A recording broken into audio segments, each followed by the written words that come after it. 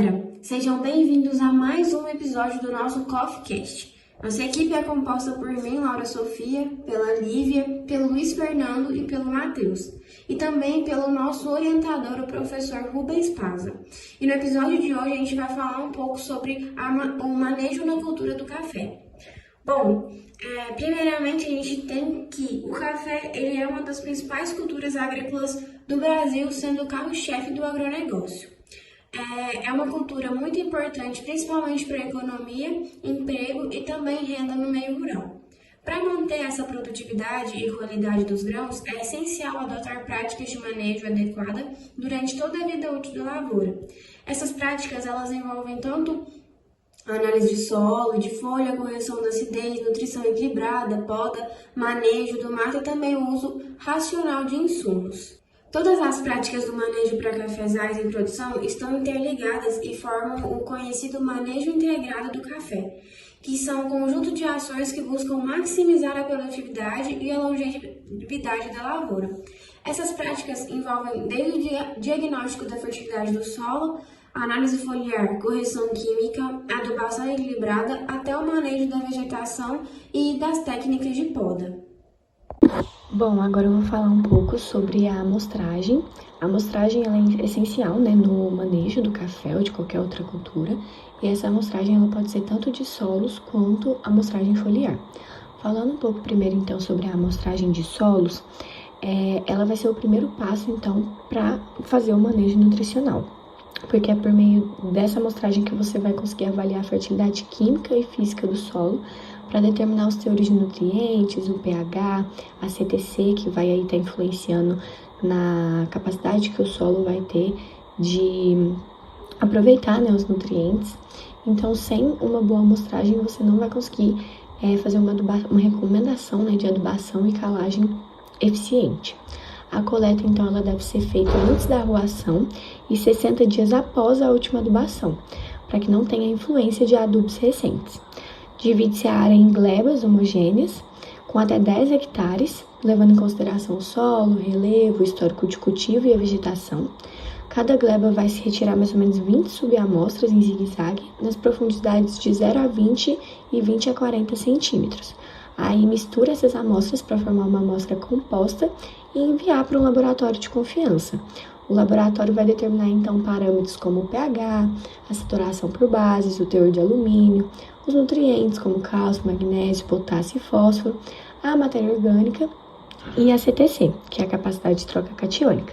E a partir desses resultados, você vai conseguir calcular a necessidade de calagem e adubação para garantir uma maior eficiência na absorção dos nutrientes do seu café. Bom, agora falando sobre a amostragem foliar, ela vai ser um complemento, essencial à análise de solo, porque vai mostrar o que realmente a planta absorveu. Então, o solo vai indicar a disponibilidade dos nutrientes e a folha vai revelar realmente o estado nutricional do seu cafeeiro. O ideal é coletar as folhas na fase de chumbinho, que ocorre geralmente entre novembro e dezembro, cerca de 30 dias após a última adubação, porque nesse período as folhas elas vão refletir de maneira mais fiel o equilíbrio nutricional da planta. Essa coleta deve ser feita no terço médio da planta, retirando o terceiro ou quarto par de folhas, a partir da ponta dos ramos mais desenvolvidos. Deve ser coletada de 100 folhas em 25 plantas por talhão, caminhando também em zigue-zague. É importante evitar folhas doentes, danificadas ou com sintomas de pragas, para que não tenha influência dessas nos resultados. As amostras elas devem ser colocadas em sacos de papel limpos, identificadas e enviadas para o laboratório. E os resultados, então, vão mostrar os teores de macro e micronutrientes para ver se eles estão dentro da faixa adequada. Se estiver abaixo dessa faixa, quer dizer que vai ter uma deficiência, e acima uma toxicidade. E a partir disso, então, vai ter o ajuste da adubação e calagem, corrigindo alguns desequilíbrios nutricionais que podem estar ocorrendo. Olá, eu sou o Matheus, eu vou dar prosseguimento ao nosso podcast e vou estar falando agora de nutrição mineral do cafeeiro. O café é uma planta perene, então vai ter alta exigência nutricional. Uma nutrição equilibrada vai ser fundamental para manter o vigor vegetativo, uma floração uniforme, uma frutificação e qualidade dos grãos. Os nutrientes vão ser divididos em dois grupos, dos macronutrientes, sendo eles nitrogênio, fósforo, potássio, cálcio, magnésio e enxofre, e os micronutrientes, que é boro, zinco, cobre, ferro, manganês, cloro e molibdênio. E cada um vai ter uma função específica. Agora eu vou falar um pouco sobre essas funções.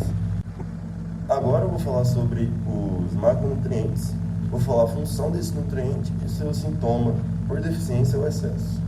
No nitrogênio, ele vai ser uma peça-chave para estimular o crescimento e o vigor da planta, e sua deficiência pode causar o amarelecimento e queda de folhas.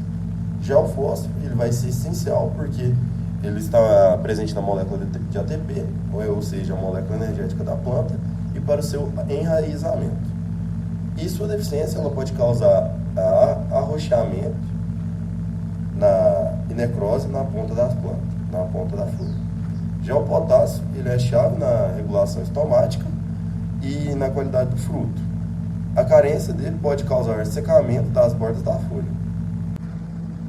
Agora falando sobre o cálcio, que sua função vai ser promover o crescimento de raízes e tecidos jovens, e a sua falta pode provocar a morte da gema apical. Já o magnésio, ele é muito importante, que ele é um dos principais componentes da clorofila, e sua deficiência pode causar a clorose internerval em folhas velhas. O enxofre, essa função é na formação das proteínas, e sua falta pode causar amarelamento nas folhas novas. Agora, falando sobre fertilidade do solo, eu vou falar sobre um dos principais métodos para a produção cafeeira, que é a calagem, a gessagem e as adubações. A calagem ela vai ter como o principal objetivo a correção da acidez do solo, oferecer cálcio e magnésio e também reduzir a toxidez por alumínio, que principalmente no solo cerrado tem alto teor de alumínio no solo. Ela também vai promover a melhora da estrutura do solo, da atividade microbiana e a disponibilidade do fósforo. Sobre o calcário, que é utilizado na calagem, ele vai ter a sua eficiência a depender da PRNT. Quanto maior for sua PRNT, mais eficaz será o corretivo. E sua aplicação é feita sob a projeção da copa antes dos períodos de chuva, pois o calcário demora mais tempo para solubilizar. Falando sobre a gessagem, ela vai ser utilizada quando você tiver que corrigir a toxidez por alumínio em profundidade.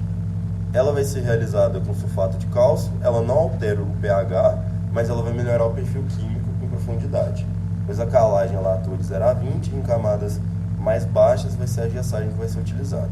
Ela vai fornecer cálcio e enxofre e vai ter a redução do alumínio.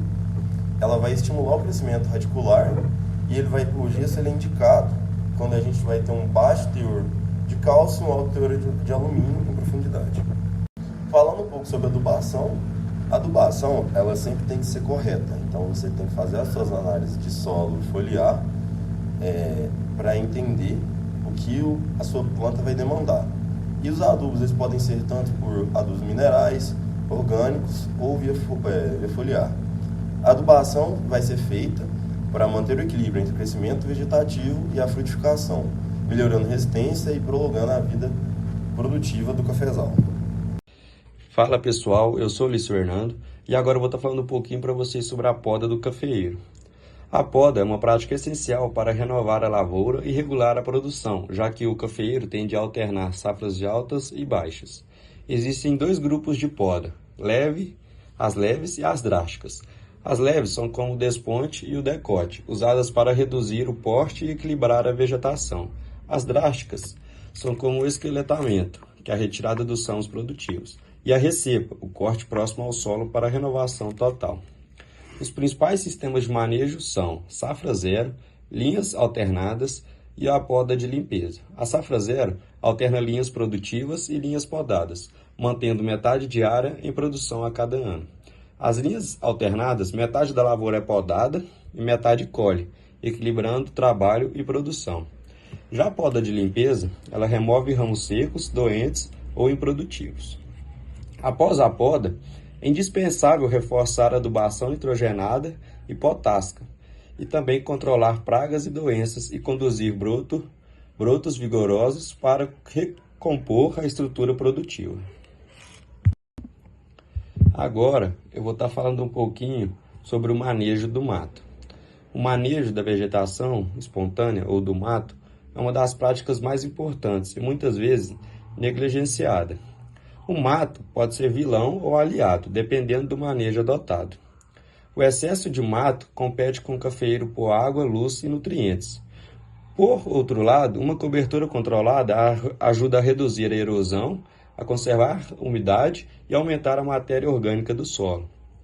Os métodos de manejo incluem as roçadas mecânicas, como roçadeiras ou enxadas, que são práticas, mas devem evitar ferimentos nos cafeeiros. Controle químico com herbicidas seletivos e direcionados, usado como critério técnico. Coberturas vivas, como espécies como brachiária, puerária ou Arishes piton, que protegem o solo e reduzem a necessidade de capina. O ideal é manter o solo sempre coberto, alterando os métodos para evitar resistência e preservar o equilíbrio biológico da lavoura. E bom, galera, esse foi o nosso 5º episódio. Obrigado por assistir e obrigado pela atenção. Até mais.